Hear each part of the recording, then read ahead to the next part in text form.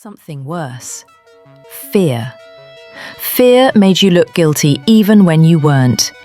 Fear made your eyes jump, your hands sweat, your breathing stutter. Police could smell it. As the bus rolled closer, Io saw men in uniform, some holding torches, some holding guns casually like sticks. One of them was laughing at a joke, like a roadblock was just another hangout spot. Io looked down at his lap. He remembered the small phone he'd collected 2 nights ago, the one he hadn't sold yet.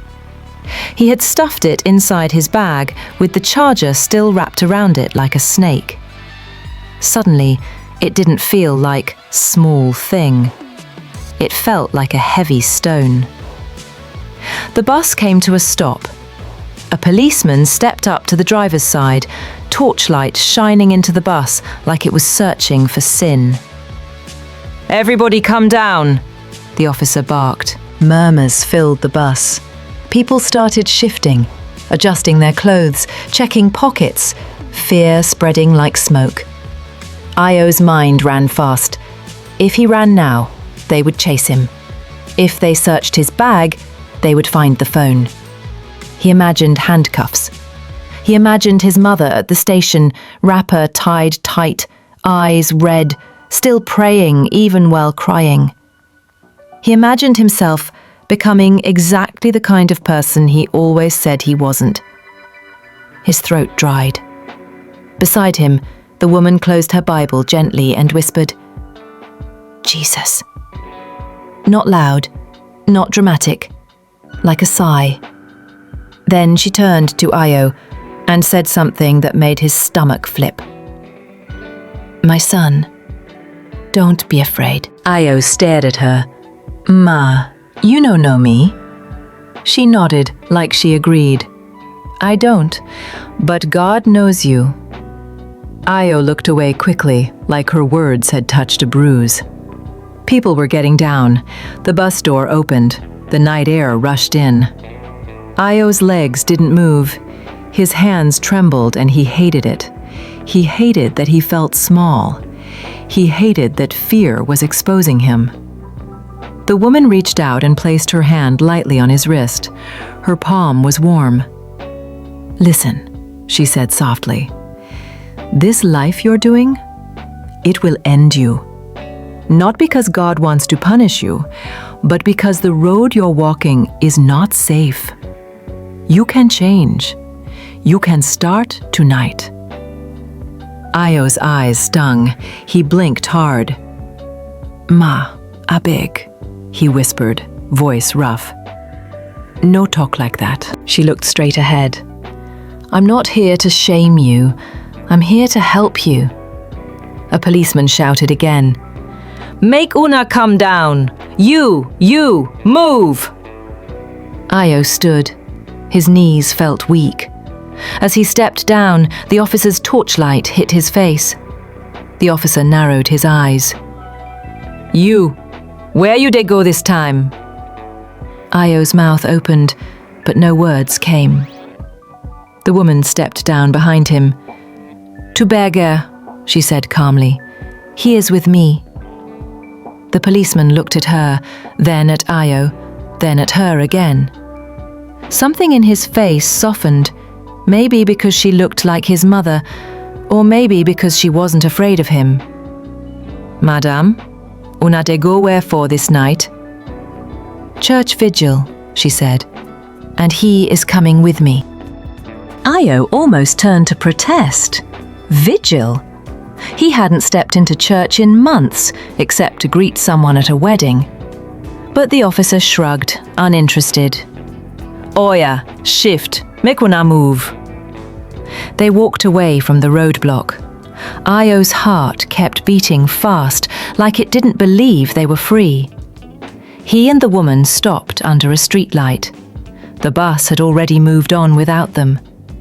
Io turned to her, confused. "Ma, why you do that?" She smiled, small. "Because someone did it for me when I was younger." Io swallowed. "But You no even know wetin I do." She nodded again. "I don't need the full list to know you are tired." Io laughed once, sharp and embarrassed. "Tired? Me?" She raised an eyebrow. "Yes. You smoke because your mind is noisy. You stay out because you don't like your thoughts. You take what isn't yours because you want to feel like you have control over something." Io's laughter died. The woman continued. "The devil doesn't always come with horns. Sometimes he comes with habits." Io looked down at his hands. They were steady now, but his chest felt heavy. "What if I no fit stop?" he asked quietly. "You can," she replied. "Not by power, not by shame, but by surrender. Start small. Tell God the truth. Then take steps." Io's eyes filled. He quickly wiped them with the back of his hand, like the street would laugh if it saw. The woman opened her nylon bag again and brought out a small slip of paper. She wrote an address and a name. "My name is Mama Tolu," she said. "If you are serious, come tomorrow evening, not because church is magic, but because you need people." Io stared at the paper like it was fragile. He wanted to say no. He wanted to joke. He wanted to act like nothing had happened. But then he remembered the torchlight, the cold fear, the way his life almost folded in one moment. So he nodded. The next day, he did something he hadn't done in a long time. He went to the shop where he had been keeping the stolen phone, collected it, and returned to the area he took it from. He asked around carefully until someone pointed him to a young guy who had been crying about his missing phone. Io approached him, heart hammering. "Guy," he said, voice low, "I see your phone." The boy's eyes widened. "Where?" Io pulled it out, holding it like it might burn him. "Take 'em." The boy stared like he didn't believe it. You be thief?" Io swallowed. "I was." The boy collected the phone slowly, then looked at Io as if expecting something. Io didn't ask for thanks. He just turned and walked away before his courage expired. That evening he found Mama Tolu's church. It wasn't big, no fancy lights, just plastic chairs, a small pulpit, and people singing like they actually meant it. Io sat at the back, the way guilty people do. Mama Tolu spotted him and smiled. No surprise, no drama, just welcome. And for the first time in a long time, Io felt something he couldn't explain. Not excitement, not fear. Peace. Small, quiet, and real. Like the kind of thing that could grow. And that night, when he lifted his head and whispered, "God, help me," he didn't feel thunder.